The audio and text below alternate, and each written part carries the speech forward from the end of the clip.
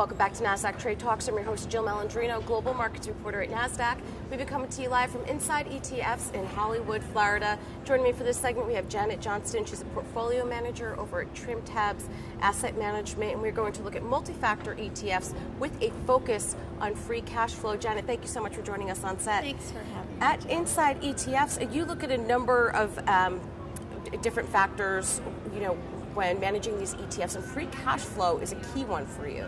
Free cash flow is the strongest factor in our model, and we think free cash flow is fact. And when you look at corporate earnings, there's so much discretion on the part of management. So we're able to use free cash flow as a reality check on corporate earnings reports, and we just think it's a cleaner measure of profitability. Right, in particular, when you look at share buybacks, that's another factor that you use as well, where you'd rather see companies using free cash flow versus levering up, which we saw a lot over the past few years with debt being so cheap. So that's another thing that you look at as well.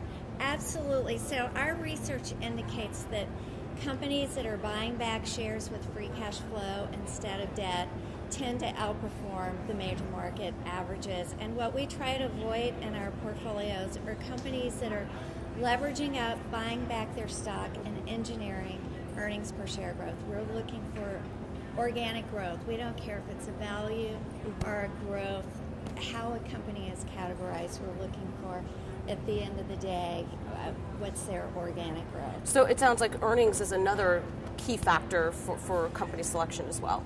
Well, the three things we look at are free cash flow, and we use that as a reality check against earnings. We also look at strength, improvement in balance sheet, and actual share reduction. And when after our models have been run, our computers do the heavy lifting, and then our active management process starts. And at that point, I'm able to factor in variables that our models can't anticipate, whether it is disruptive technology, sector allocations, impact of the trade war, what's currency, supply chain exposure. Those decisions are made after our models have done the heavy lifting. That seems to be a key theme at Inside ETFs. I'm hearing about active management much more this year, whereas passive was in favor over the past couple of years. Are you picking up on that as well, where active is kind of coming back into favor?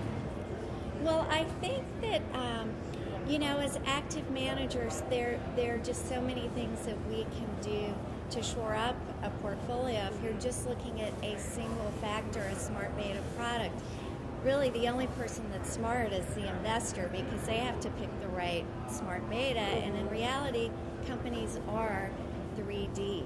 It's more than one factor or one dimension that is moving the price of a stock. And that's what you were saying before with earnings and with buybacks. Buybacks are great, but how exactly are they engineering it, which is key, and a computer can't make that distinction. Correct. So, all right, Janet, thank you so much for joining us at Inside ETFs. Much. And thank you for joining us throughout the day. I'm Jill Malandrino, Global Markets Reporter at Nasdaq.